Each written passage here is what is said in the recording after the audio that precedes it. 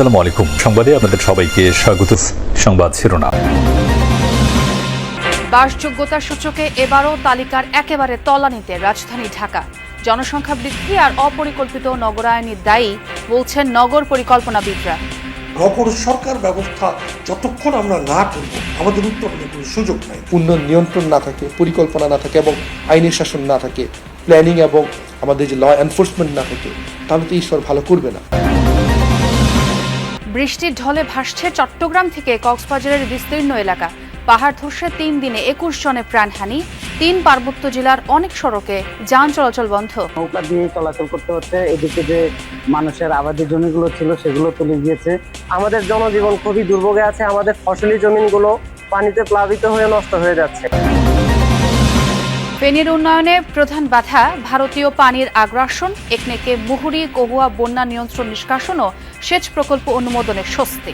সাধারণ বন্যা হয় তখন এই রাস্তার অর্ধেক পর্যন্ত হয়, আর যদি ভয়াবহ বন্যা হয় তো রাস্তার উপরও একদম হয়। এই কাজটা যেই করুক, আমরা চাই সারা জীবন আর যাতে ফেনীর মানুষ পানি না খেতে হয়।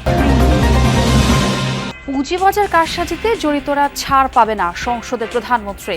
স্কুল শিক্ষকদের সুযোগ সুবিধা বৃদ্ধি ও অনার্স পর্যন্ত ফ্রি নারী শিক্ষার ঘোষণা। এলডিসি উত্তরণ হলে রপ্তানি খাতের চ্যালেঞ্জ মোকাবেলার প্রস্তুতি নেই সরকার ব্যবসায়ীদের, মনে করেন অর্থনীতিবিদরা। প্রণোদনার চেয়ে সক্ষমতা বৃদ্ধির তাগিদ। ভোলার লালমোহনে বেতুয়া খালে ব্রিজ ভেঙে লক্ষাধিক মানুষের ভোগান্তি। সবচেয়ে বেশি বিপাকের শিক্ষার্থী রোগীরা, দ্রুত পদক্ষেপের দাবি। যুদ্ধবিরতির মাঝে টানা দ্বিতীয় দিনের মতো ইরান যুক্তরাষ্ট্র পাল্টাপাল্টি হামলা। তেহরানকে 20 গুণ শক্তিতে জবাব দেওয়ার হুঁশিয়ারি ট্রাম্পের। দিনকে দিন জনসংখ্যা বৃদ্ধি এবং অপরিকল্পিত নগরায়নেই প্রাণের শহর ঢাকা বসবাস অযোগ্য হয়ে উঠছে বলছেন নগর পরিকল্পনাবিদরা। এবারও বসবাস অযোগ্য শহরের তালিকায় ঢাকার অবস্থান তৃতীয়। বাসযোগ্য শহরের 5টি সূচক বিবেচনায় নিয়ে যুক্তরাজ্য ভিত্তিক গণমাধ্যম প্রতিষ্ঠান ইকোনমিস্ট গ্রুপের গবেষণা বিভাগ ইকোনমিস্ট ইন্টেলিজেন্স ইউনিট প্রতি বছর এই তালিকা তৈরি করে। নগর পরিকল্পনাবিদরা বলছেন ঢাকাকে বাসযোগ্য করে তুলতে সবার আগে প্রয়োজন রাজনৈতিক সদিচ্ছা। রাজধানী ঢাকা দেশের সব সরকারি দপ্তর, কর্পোরেট অফিস, ব্যবসা বাণিজ্য, উন্নত হাসপাতাল, স্কুল, কলেজ, বিশ্ববিদ্যালয়, এমনকি বিনোদনের বড় আয়োজনও হয় এই মহানগরীতে। জাতিসংঘের প্রতিবেদন অনুযায়ী মাত্র 400 বর্গ কিলোমিটারের ঢাকার জনসংখ্যা এখন 3,66,00,000, যা বিশ্বের দ্বিতীয় জনবহুল মেগাসিটি। জনসংখ্যার চাপে প্রতিদিন বাড়ছে যানজট, দূষণ আর নাগরিক দুর্ভোগ। প্রশ্ন উঠেছে, অতিমাত্রায় ঢাকা নির্ভর হওয়াই কি রাজধানীকে বসবাসযোগ্য করে তুলছে? এবারও ইআইইউ এর বৈশ্বিক বাসযোগ্যতা সূচকে বাংলাদেশের অবস্থান একেবারে তলানিতে। বাংলাদেশের চেয়ে এগিয়ে আছে শুধু যুদ্ধবিধ্বস্ত সিরিয়ার দামেস্কো আর লিবিয়ার ত্রিপোলি। গত বছরও বাংলাদেশের অবস্থান ছিল একই রকম। আমরা আমাদের ঢাকা শহরকে আসলে শুধুমাত্র অর্থনীতি বা ভোগের জায়গা বানিয়েছি। পাশাপাশি হচ্ছে যে এই শহরের একটা নির্দিষ্ট জনসংখ্যা এবং জনঘনত্ব মেনে চলা, সেই শহর তো আসলে আমাদের যে বাসযোগ্যতার মানদণ্ডে ভালো করবে সেটার কোনো সম্ভাবনা নাই।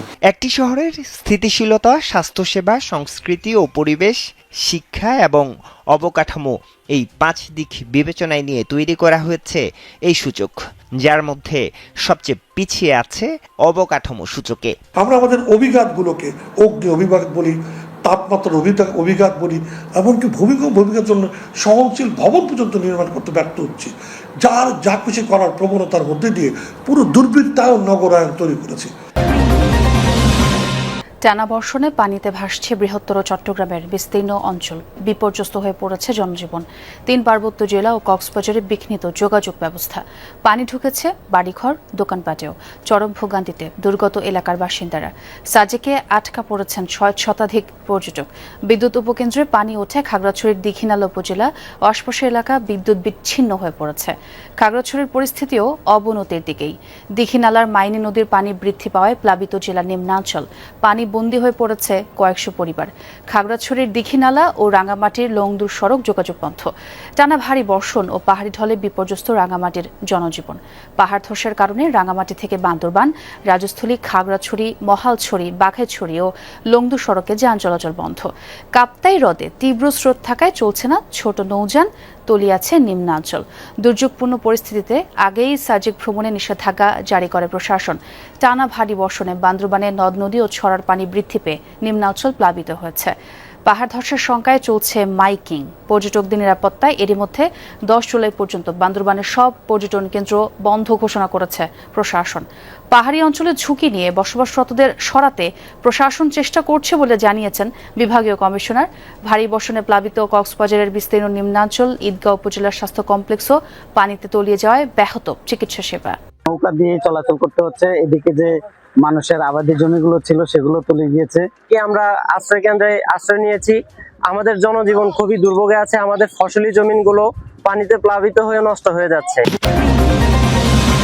ফেনী জেলার উন্নয়নের প্রধান বাধা ভারতীয় পানি আগ্রাসন। সড়ক, বাড়িঘর, কৃষি, মৎস্যতে ক্ষতির পরিমাণ থাকে সবচেয়ে বেশি। এর থেকে রক্ষা পেতে 16 জুন একনেক সভায় মুহুরী কহুয়া বন্যা নিয়ন্ত্রণ নিষ্কাশন ও সেচ প্রকল্পের জন্য 1542 কোটি 16 লাখ টাকার একটি প্রকল্প অনুমোদন দেওয়া হয়। একনেকে অনুমোদনের খবর প্রকাশের মানুষের মাঝে স্বস্তি আসলেও কিছুটা শঙ্কাও রয়েছে। সেনাবাহিনীকে দিয়ে প্রকল্প বাস্তবায়নের দাবি জানিয়েছেন ক্ষতিগ্রস্ত বাসিন্দারা। পানি উন্নয়ন বোর্ড ও স্থানীয়দের সাথে কথা বলে যেটি জেনেছি, বিগত 9 বছরে মুহুরী এবং কহুয়া নদীর 235টি স্থানে বাঁধ ভেঙেছে।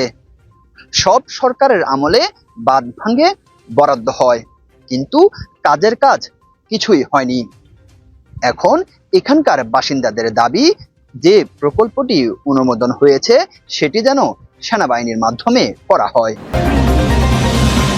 বাজার কারসাজি, কৃত্রিমভাবে দর নিয়ন্ত্রণের কারণে শেয়ার বাজারের ধারাবাহিক দর পতন হয়েছে বলে সংসদকে জানিয়েছেন প্রধানমন্ত্রী তারেক রহমান। তবে দায়ীদের বিরুদ্ধে ব্যবস্থা নিচ্ছে বর্তমান সরকার। এরই মধ্যে দুদক তদন্ত করে কিছু ব্যবস্থা নিয়েছে। প্রধানমন্ত্রীর জন্য নির্ধারিত প্রশ্নোত্তরে এসব কথা জানান তারেক রহমান। এ সময় প্রধানমন্ত্রী আরও বলেন, প্রাথমিক ও মাধ্যমিক শিক্ষকদের প্রশিক্ষণ ও বেতন বৃদ্ধির পরিকল্পনা আছে সরকারের। আমরা এরই মধ্যে উদ্যোগ গ্রহণ করেছি। বুধবার সংসদে প্রথম 30 মিনিট ছিল প্রধানমন্ত্রীর প্রশ্নোত্তর পর্ব। এ সময় কৃষি, শিক্ষা ও শেয়ার বাজার নিয়ে বিভিন্ন প্রশ্নের উত্তর দেন প্রধানমন্ত্রী তারেক রহমান। শেয়ার বাজারের ধারাবাহিক পতনের পিছনে প্রধানমন্ত্রী বলেন, শেয়ার বাজারের ধারাবাহিক পতনের কারণ অনেক, অথচ তৎকালীন সরকার কোনো ব্যবস্থাই নেয়নি। বিএনপি সরকার পুঁজিবাজারের বিনিয়োগকারীদের যারা পথে বসিয়েছে তাদের বিরুদ্ধে ব্যবস্থা নিতে শুরু করেছে। এলডিসি উত্তরণ হলে রফতানি খাত যেসব চ্যালেঞ্জের মুখে পড়বে তার জন্য সরকার আর ব্যবসায়ীদের তেমন প্রস্তুতি নেই বলে মনে করেন অর্থনীতিবিদরা। ব্যবসায়ী নেতারাও বলছেন, রফতানি খাতে প্রণোদনার চেয়েও বেশি দরকার অবকাঠামো উন্নয়ন আর কস্ট অফ ফান্ডিং কমানো। বাস্তবতা বলছে, শেষ 3 মাসে প্রবৃদ্ধির পরও বিদায়ী অর্থবছরে রফতানি লক্ষ্যমাত্রা অর্জন করতে পারেনি দেশ। সংকট মোকাবেলায় কি কি পদক্ষেপ নিচ্ছে বাণিজ্য মন্ত্রণালয়? রপ্তানি খাতে বছরখানেক ধরে আয় কমতেই দেখেছে দেশ। বিদায়ী অর্থবছরের 9 মাসেই অর্জন ছিল কম। শেষ 3 মাসে চিত্র কিছুটা পাল্টালেও বড় প্রশ্ন, সুদিন টেকসই হবে কবে? বিদায়ী অর্থবছরে রপ্তানিতে আয় গিয়ে ঠেকেছে $48 বিলিয়ন। লক্ষ্যমাত্রার চেয়ে পিছিয়ে 13.5%। জাহাজ নির্মাণ, ফলমূল, ইলেকট্রনিক পণ্য, চামড়াজাত পণ্য, ওষুধ শিল্পে প্রবৃদ্ধি থাকলেও হস্তশিল্প, সিরামিক, পাট ও চা শিল্প শোনাচ্ছে অপ্রাপ্তির গল্প। রপ্তানির প্রধান খাত তৈরি পোশাকেও নেই সুখবর। নিটওয়্যার ও ওভেনে কমেছে আয়।